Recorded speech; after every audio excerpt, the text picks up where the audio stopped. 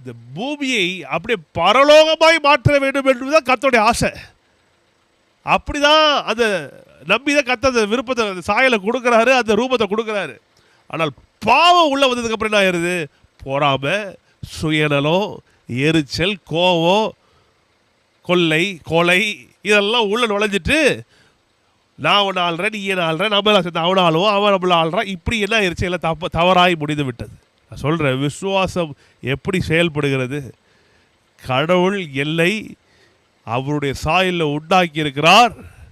நான் எல்லாவற்றையும் ஆள, என் பிரச்சனைகளை ஆள, எல்லை ஆளுகிறதை நான் ஆள படைக்கப்பட்டிருக்கிறேன்.